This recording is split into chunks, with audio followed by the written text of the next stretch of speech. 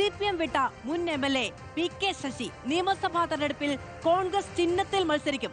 ഒറ്റപ്പാലം മണ്ഡലത്തിൽ സ്വതന്ത്രനായി മത്സരിക്കുമെന്നാണ് നേരത്തെ അറിയിച്ചിരുന്നത്. എങ്കിലും അപ്രതീക്ഷിത നീക്കത്തിലൂടെ PK ശശി കൈപ്പത്തി ചിഹ്നം സ്വീകരിക്കുകയായിരുന്നു. ഇക്ബാൽ അറക്കൽ വിവരങ്ങളുമായിട്ട്. ഇക്ബാൽ അറക്കൽ, കുറച്ച് ദിവസങ്ങൾക്ക് മുമ്പ് PK ശശിയുടെ പ്രതികരണം ഓർക്കുകയായിരുന്നു. ഞാൻ CPM ആശയത്തിൽ ഉറച്ചു നിൽക്കുന്ന ആളാണ്, UDF-ൽ പോകുമോ എന്ന് എന്നോട് ചോദിക്കുന്നത് അസഭ്യമാണ് എന്നായിരുന്നു PK ശശി പറഞ്ഞത്. ഇക്ബാൽ അറക്കൽ ആ വാർത്താ സമ്മേളനത്തിൽ ഉണ്ടായിരുന്നു എന്നാണ് ഞാൻ വിചാരിക്കുന്നത്. എത്ര പെട്ടെന്നാണല്ലേ?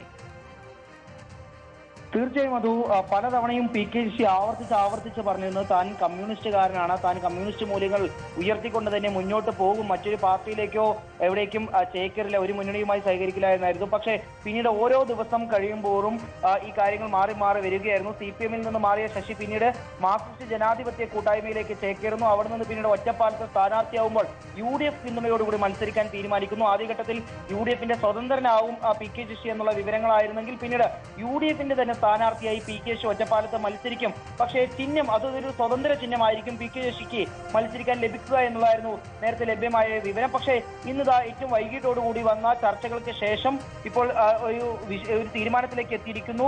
കോൺഗ്രസ് മത്സരിക്കുന്ന കൈപ്പത്തി ചിഹ്നത്തിൽ തന്നെ ഒറ്റപ്പാലത്ത് PK ശശി മത്സരിക്കാനുള്ള ഒരു തീരുമാനമാണ് നിലവിൽ സ്വീകരിച്ചിരിക്കുന്നത്. അത് ഒറ്റപ്പാലത്ത് കോൺഗ്രസ് നേതാക്കൾക്ക്, കോൺഗ്രസ് പ്രവർത്തകർക്കിടയിൽ PK ശശിയെ മത്സരിപ്പിക്കുന്നതിൽ ഒരു അതൃപ്തി ഉണ്ടായിരുന്നു. ആ അതൃപ്തി മറികടക്കുന്നതിന് വേണ്ടിയാണ് ഇത്തരത്തിൽ കൈപ്പത്തി ചിഹ്നത്തിൽ PK ശശി മത്സരിക്കുന്നത് എന്നുള്ളതാണ് നിലവിൽ ഇപ്പോൾ പുറത്തു വന്നിട്ടുള്ള വിവരം. പക്ഷേ കോൺഗ്രസിൽ ചേരാത്ത, കോൺഗ്രസിൽ അംഗത്വം എടുക്കാത്ത PK ശശിക്ക് ഇത്തരത്തിൽ കൈപ്പത്തി ചിഹ്നം നൽകുന്നതിനെ ചൊല്ലി കോൺഗ്രസിനകത്ത് ചില ആളുകൾ ചില ആക്ഷേപങ്ങളും പരാതികളും ഉന്നയിച്ചിട്ടുണ്ട്.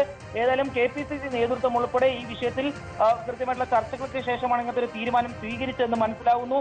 നിലവിൽ ഒറ്റപ്പാലത്ത് കോൺഗ്രസിന്റെയും UDF-ന്റെയും നേതാക്കൾ, അതുപോലെ തന്നെ PK ശശിയുടെയും മാർക്സിസ്റ്റ് ജനാധിപത്യ കൂട്ടായ്മയുടെ നേതാക്കളും എല്ലാം PK ശശിയുടെ ഈ കൈപ്പത്തി ചിഹ്നമുള്ള പോസ്റ്ററുകളും ഫ്ലക്സുകളും ഇപ്പോൾ മണ്ഡലത്തിലുടനീളം പ്രചരിപ്പിക്കുന്ന ഒരു നിലയാണ് ഉള്ളത്. ഏതായാലും ഇതിൽ ഇനി ഒരു മാറ്റം ഉണ്ടാവില്ല എന്നുള്ളതാണ് PK ശശിയും അതുപോലെ തന്നെ DMF-ഉം ഇപ്പോൾ കരുതുകയും ചെയ്യുന്നു. പക്ഷേ കോൺഗ്രസിനകത്ത് കാര്യമായിട്ടുള്ള ഒരു എതിർപ്പുണ്ട്. കോൺഗ്രസിന് അംഗത്വം എടുക്കാത്ത, പുറത്തു നിൽക്കുന്ന ഒരു വ്യക്തിക്ക് കോൺഗ്രസിന്റെ തെരഞ്ഞെടുപ്പ് ചിഹ്നം നൽകുന്നത് അത് ശരിയായിട്ടുള്ള കാര്യമല്ല എന്നുള്ള ഒരു അതൃപ്തിയും ആക്ഷേപവും ചില ആളുകൾ ഉന്നയിച്ചിട്ടുണ്ട്. പക്ഷേ വോട്ടുകൾ ചോരാൻ വേണ്ടി പാടില്ല എന്നുള്ളത് കൊണ്ട് മാത്രമാണ് ഇത്തരത്തിൽ നീക്കം നടത്തുന്നത് എന്നുള്ളതാണ് DMF-ന്റെ നേതാക്കളും പറയുന്നത്.